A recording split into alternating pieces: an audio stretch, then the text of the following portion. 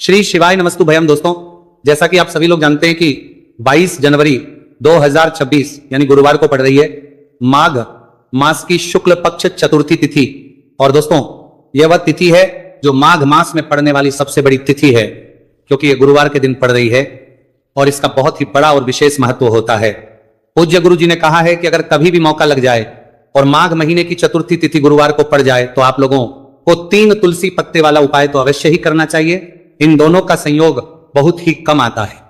इसी के साथ में गुरु जी ने अपनी शिवपुराण कथा में बताया है कि इस दिन आपको 3 तुलसी पत्ते वाला उपाय तो आपको अवश्य ही करना चाहिए, क्योंकि ऐसा दिन पूरे साल में सिर्फ एक ही बार आता है। और दोस्तों, आप सभी लोग जानते हो कि गुरुवार चतुर्थी तिथि का अगर सबसे बड़ा कोई उपाय है तो वह 3 तुलसी पत्ते वाला उपाय है। तो दोस्तों, गुरुवार चतुर्थी तिथि के दिन आप लोगों को इस 3 तुलसी पत्ते वाला उपाय को जरूर करना है। बहुत सारे लोग होंगे जिन लोगों ने इस उपाय को ना किया हो, मतलब पूरा साल निकल गया, उन्होंने किसी भी दिन इस 3 तुलसी पत्ते वाला उपाय को ना किया हो। पर दोस्तों, आपके पास एक आखिरी मौका बचा हुआ है, जो कि 22 जनवरी 2026 गुरुवार चतुर्थी तिथि के दिन है। इस दिन आप लोगों को इस वाले उपाय को जरूर कर लेना है। भले ही आपने महीने भर इस उपाय को ना किया हो, पर अगर आपने इस माघ महीने के गुरुवार चतुर्थी तिथि के दिन अगर इस वाले उपाय को कर लिया तो आपको इस उपाय को करने का वह फल मिलेगा जिसकी आपने कभी कल्पना भी नहीं करी होगी। इसीलिए आप लोग इस वाले उपाय को एक बार जरूर कर लेना है, ताकि आप लोगों के हाथ से यह मौका ना जा सके और आपको इस उपाय को करने का फल मिल सके। दोस्तों, यह उपाय पंडित जी ने अपनी अभी की ही श्री शिव महापुराण की कथा में बताया है जी। इस उपाय को आज हम आपको बहुत अच्छे से समझाने वाले हैं। इस वीडियो को देखने के बाद इस उपाय को समझने के लिए आपको कोई और वीडियो को देखने की जरूरत नहीं पड़ेगी। तो चलिए दोस्तों, उपाय को शुरू करते हैं। देखिए, यह इस माघ महीने के गुरुवार चतुर्थी तिथि के दिन यह इतना खास होता है, इतना महत्वपूर्ण होता है। देखा गया है कभी कभी बड़े बड़े पूजा पाठ अनुष्ठान से जो मनोकामना पूर्ण नहीं होते, वह माघ महीने की गुरुवार चतुर्थी तिथि के दिन एक छोटे से उपाय करने से ही आपकी मनोकामना पूर्ण होती है। और बहुत सारे लोगों ने इस उपाय को किया भी है और उनको इस उपाय को करने का फल भी जरूर मिला है। अगर आप लोग भी इस उपाय को करना चाहते हैं तो आप इस उपाय को पहले अच्छे से समझ लेना, सुन लेना, उसके बाद करना। आपको इस उपाय का फल जरूर मिलेगा। और इस उपाय को कर लेने से आपके घर में चाहे किसी भी प्रकार की दुख और समस्या क्यों ना चल रही हो, आपको उसका कारण भी नहीं पता है कि भाई ये समस्या किस कारण से चल रही है। उसका कुछ भी कारण हो सकता है, जैसे पितृदोष हो सकता है या किसी भी तरह का मंगल दोष भी हो सकता है। तो इस दिन आप लोगों को ये वाला उपाय कर लेना है। ये एक ऐसा उपाय है जिस उपाय को अगर किसी विशेष दिन पर किया जाए तो भाई उस विशेष दिन का जो है वो तो हमें मिलता ही मिलता है, पर हमने उस दिन पर इस उपाय को किया है तो हमें उससे भी बड़ा फल मिलता है, और फल बहुत जल्दी मिलता है, क्योंकि आप इस उपाय को बहुत ही बड़े और विशेष दिन पर कर रहे हो। तो चलिए अब उपाय के बारे में बात करते हैं, लेकिन उससे पहले लोगों को यह जानना आवश्यक है कि आखिर यह उपाय किस समय करना है, किसको करना है और कैसे करना है। तो चलिए हम आगे आपको वीडियो में एक एक करके बता देते हैं। लेकिन उससे पहले अगर आप लोग हमारे चैनल पर पहली बार आए हैं या फिर मेरी आवाज आज पहली बार सुन रहे हैं तो हमारे चैनल को सब्सक्राइब जरूर कर लेना और इस वीडियो को लाइक करके कमेंट बॉक्स में श्री शिवाय नमस्तुभयम ओम नमः शिवाय जरूर टाइप कर देना। तो दोस्तों, इस 3 तुलसी पत्ते वाला को हमें इस गुरुवार चतुर्थी तिथि के दिन कैसे करना है, किसको करना है, किस समय करना है और कहां पर करना है, ये सारे सवालों के जवाब आपको इस वीडियो में मिल जाएंगे। और जो ये वीडियो देखेगा भाई, उसको 3 तुलसी पत्ते वाला उपाय जरूर करना चाहिए, क्योंकि इस दिन एक तुलसी पत्ते का भी बहुत ही बड़ा और विशेष महत्व होता है।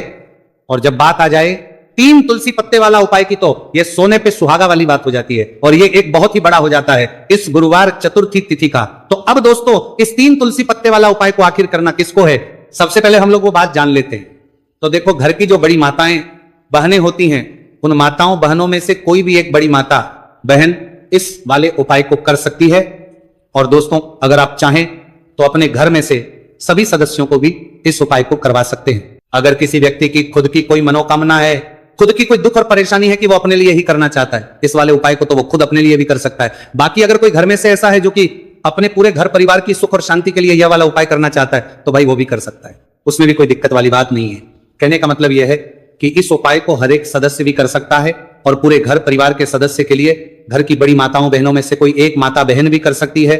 माताएं बहन अगर घर में उपस्थित ना हो या वही ये वाला उपाय ना कर पा रही हो, तो फिर घर का कोई बड़ा सदस्य भी इस 3 तुलसी पत्ते वाला उपाय को कर सकता है, चाहे फिर वो पुरुष ही क्यों ना हो, उसमें कोई भी दिक्कत वाली बात नहीं है।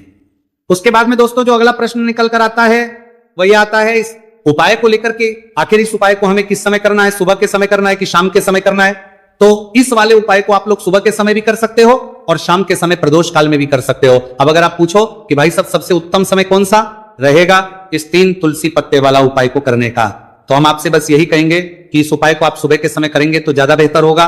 बाकी अगर प्रदोष काल शाम के समय भी करेंगे तो भी अच्छा होगा, उसमें कोई भी दिक्कत वाली बात नहीं है। तो अब दोस्तों जो अगली सबसे बड़ी और पूर्ण बात आती है वो ये आती है कि सुबह अगर हम उपाय को करेंगे तो हमें कितने बजे से लेकर कितने बजे तक के बीच में करना है, और शाम के समय प्रदोष काल में करेंगे तो हमें कितने बजे से लेकर कितने बजे के बीच में करना है। तो देखो सुबह जितनी जल्दी हो सके आप उपाय को करने की कोशिश करना। बाकी अगर किसी कारणवश लेट भी हो जाओ, थोड़ी देर भी हो जाए, तो 10 या 11 बजे तक भी आप उपाय कर लेना, पर 12 बजे से ज्यादा देरी ना हो, ठीक है, बात का ध्यान रखना। उसके बाद में दोस्तों अगर शाम के समय प्रदोष काल की बात करें, प्रदोष काल का जो समय है होता है वो शाम के 6 बजे से शुरू हो जाता है, मतलब शाम के 6 बजे से लेकर 7 बजे के बीच का जो समय होता है ये समय प्रदोष काल का समय होता है। तो आप इस उपाय को 7 या 8 बजे के बीच में भी कर सकते हो, मतलब शाम के 6 बजे से रात 8 बजे के बीच में आप कभी भी इस वाले उपाय को कर सकते हो, उसमें कोई भी दिक्कत वाली बात नहीं है। तो चलिए दोस्तों जान लेते हैं सबसे पहले उपाय के बारे में, जो कि है तुलसी जी के पत्तों का बहुत ही चमत्कारिक उपाय। देखिए हम सभी के घरों में माता तुलसी का पौधा अवश्य ही होता है, तो देखिए हमें तुलसी जी के पौधे से सबसे पहले तो 3 पत्ते तोड़ने हैं।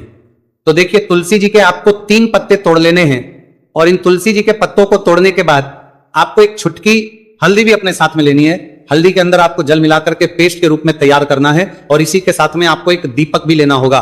दीपक आपका भी ले सकते हैं, आटे का भी ले सकते हैं, और इस दीपक में आपको शुद्ध घी डाल करके इसमें आपको लंबी रुकी बाती का प्रयोग करना है। देखिए दोस्तों आपके पास है 3 तुलसी जी के पत्ते, तो पहला जो तुलसी जी का पत्ता है उस पर आपको सबसे पहले तो जो आपने हल्दी ली है उसकी एक बिंदी लगानी है, और पहला जो तुलसी जी का पत्ता है आपके घर में भगवान विष्णु का चाहे कोई सा भी स्वरूप हो, चाहे लड्डू को गोपाल जी का स्वरूप हो, या फिर भगवान कृष्णा की आपके मंदिर में प्रतिमा हो, या फिर भगवान श्री राम की प्रतिमाएं, उनके सामने आपको पहला तुलसी जी का पत्ता अर्पित करना है। अब देखिए दोस्तों आपके पास जो 2 तुलसी जी के पत्ते हैं और आपके पास जो एक दीपक है, इन्हें आपको लेकर के पहुंचना है अपने ही घर में तुलसी जी के पौधे के पास में। देखिए सबसे पहले तो आपके पास जो 2 तुलसी जी के पत्ते हैं उन पर भी आपको हल्दी की एक एक बिंदी लगानी है, और उन दोनों ही जी के पत्तों को आपको अपने घर में तुलसी जी के पौधे के वहां पर ही अर्पित कर देने हैं। और इस प्रकार से ये दोनों पत्ते भी तुलसी जी के पौधे के पास में अर्पित करने के बाद अंत में जो आपके पास एक लंबी बाती का दीपक है, इसे आपको तुलसी जी के पौधे के पास में ही प्रज्वलित कर देना है। जो भी व्यक्ति अपने ही घर पर गुरुवार चतुर्थी तिथि के दिन इस प्रकार से तुलसी जी के 3 पत्तों का यह उपाय कर लेता है तो उसका परिवार हमेशा खुश रहता है, उसके परिवार में कभी भी कोई भी संकट उत्पन्न नहीं होता है, और यदि आपके घर में जो भी ग्रह क्लेश है वह भी समाप्त होते हैं। तो इस प्रकार से आपको यह पहला उपाय करना है। अब दोस्तों हम जान लेते हैं दूसरे उपाय के बारे में।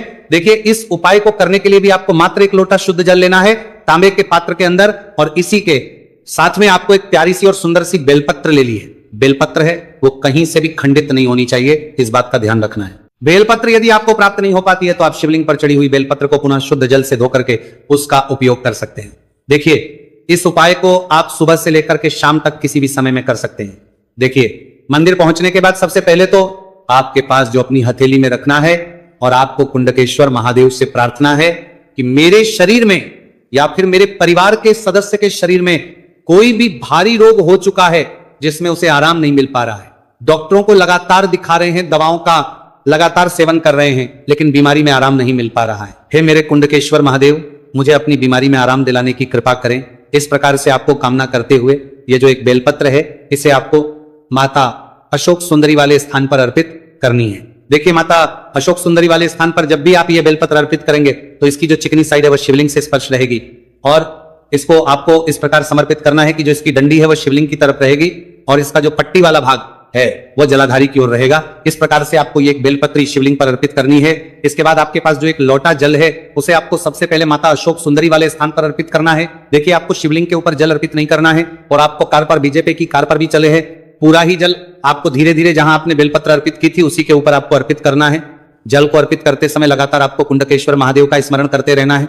देखिए जैसे ये जल जलाधारी से होकर के बह करके आएगा तो इसे आपको थोड़ा सा किसी भी खाली पात्र में झेलने है, और इस जल को आपको महादेव से यानी कि कुंकेश्वर महादेव से औषधि स्वर प्राप्त कर लेना है, और इसे आपको अपने घर लेकर के आ जाना है। अब देखिए इस जल का आपको आचमन करना है, या तो आप बीमार है तो आपको इस जल का आचमन करना है, या फिर घर का कोई भी सदस्य बीमार है तो उसे आपको कुंडकेश्वर महादेव का स्मरण करवाते हुए इस जल का आचमन करवा देना है।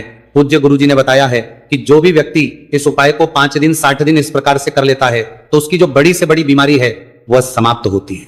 देखिए अब हम जान लेते हैं तीसरे उपाय के बारे में। देखिए ये जो उपाय है विशेषकर उन लोगों को करना चाहिए जो बहुत ही अधिक बीमार पड़ते हैं, यानी कि आपके घर में जितनी भी कमाई होती है वह सभी बीमारी में खर्च हो जाते हैं, या फिर आपके घर में ऐसा कोई भी व्यक्ति है जो बहुत अधिक गुस्सा करता है जिससे बहुत ही अधिक क्लेश आता है, तो उसके लिए भी आप ये उपाय कर सकते हैं। तो देखिए इस उपाय को करने के लिए आपको गिन करके गुड़ के 60 टुकड़े लेने हैं। गुड़ के आपको 60 टुकड़े लेने हैं। देखिए आपके घर में जो व्यक्ति बहुत अधिक बीमार रहता है या फिर कोई व्यक्ति बहुत अधिक गुस्सा करता है तो आपको ये जो 7 गुड़ के टुकड़े हैं अपने सीधे हाथ में रखना है और उस व्यक्ति के ऊपर से आपको घड़ी की दिशा में 7 बार सर से लेकर के पैर तक उतार लेने हैं, यानी कि उस व्यक्ति के सर से लेकर के पैर तक आपको इन गुड़ के टुकड़ों को 7 बार घड़ी की दिशा में घुमा लेना है। अब देखिए इन गुड़ के टुकड़ों को बार घुमाने के बाद आपको लेकर के सीधे पहुंचना है भगवान शिव के मंदिर में। आपके घर में यदि शिवलिंग है तो वहां पर भी आप इस उपाय को कर सकते हैं या फिर मंदिर में भी इस उपाय को कर सकते हैं। अब देखिए आपके हाथ में जो 7 गुड़ के टुकड़े थे जिन्हें आप मंदिर लेकर के आए थे उन्हें आपको शिवलिंग के ऊपर रखना नहीं है, केवल शिवलिंग के ऊपर आपको 7 बार घुमाना है। और जब भी आप ये गुड़ के टुकड़े घुमाएंगे तब आप कल्याण शाबर महादेव का बहुत ही सुंदर सा नाम लेना है। गुड़ के टुकड़ों को इस प्रकार से घुमाने के बाद आपको महादेव से प्रार्थना करनी है कि हे मेरे महादेव, कि ये जो मेरे परिवार का व्यक्ति है बहुत अधिक बीमार रहता है, बहुत अधिक गुस्सा करता है, क्रोध करता है, हमेशा चिड़चिड़ा रहता है, आप इसकी इस प्रकार की जो समस्याएं हैं उन्हें दूर करें। और इसके बाद आपको ये जो गुड़ के टुकड़े हैं 7 इन्हें अपने घर लेकर के आ जाना है और एक एक गुड़ का टुकड़ा आपको प्रतिदिन जो व्यक्ति बीमार है या फिर जो बहुत अधिक गुस्सा करता है उसे खिला देना है। उस व्यक्ति का जो भी क्रोध है, गुस्सा है, वह हमेशा के लिए शांत हो जाएगा। इस प्रकार से आपको यह उपाय करना है। अब दोस्तों हम जान लेते हैं चौथे विशेष अंतिम उपाय के बारे में। देखिए इस उपाय के लिए भी आपको मात्र 1 लोटा शुद्ध जल लेना है तांबे के पात्र के अंदर। अब देखिए इसी के साथ में आपको 1 चुटकी हल्दी लेना है, आपको जो है वह पीसी हुई लेनी है और इस हल्दी के अंदर आपको थोड़ा सा जल मिला करके एक पेस्ट के रूप में तैयार कर लेना है। अब देखिए इसी के साथ में आपको एक दीपक ले लेना है।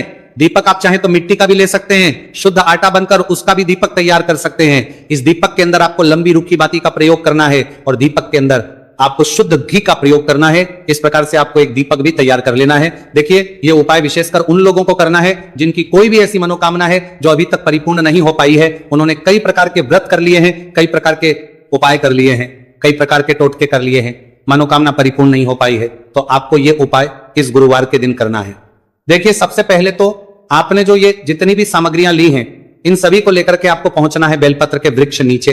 देखिए बेलपत्र के वृक्ष के नीचे जो मिट्टी होती है सबसे पहले तो आपको वहां पर इस 1 चुटकी हल्दी से स्वास्तिक का निर्माण करना है। अब देखिए आपने जो ये हल्दी का स्वास्तिक बनाया है इसी के ऊपर आपको जो एक दीपक है लंबी बाती का उसे भी रख देना है। ध्यान रखिए इस दीपक की जो बाती है उसका मुख आपको उत्तर दिशा की ओर रखना है। इस प्रकार से आपको यह दीपक भी बेलपत्र के वृक्ष के नीचे रख देना है। इस प्रकार से आपको यह दीपक बेलपत्र के वृक्ष के नीचे प्रज्वलित कर देना है। अब देखिए अंत में जो आप 1 लोटा शुद्ध जल लेकर के आए हैं उसे आपको अपने सीधे हाथ में रखना है और आपको महादेव से, माता पार्वती से प्रार्थना करनी है। देखिए बेलपत्र के वृक्ष के नीचे किए जाने वाला यह सबसे चमत्कारिक उपाय है। तो देखिए आपकी किसी भी प्रकार की मनोकामना है, चाहे धन प्राप्ति को लेकर हो, व्यापार कर हो, नौकरी को लेकर हो, विवाह को लेकर हो, किसी भी प्रकार की मनोकामना है तो उसे आपको महादेव से तथा माता पार्वती से परिपूर्ण करने की प्रार्थना करनी है। और यह जो जल है इसे आपको अपने सीधे हाथ में लेना है और बेलपत्र के वृक्ष में आपको अर्पित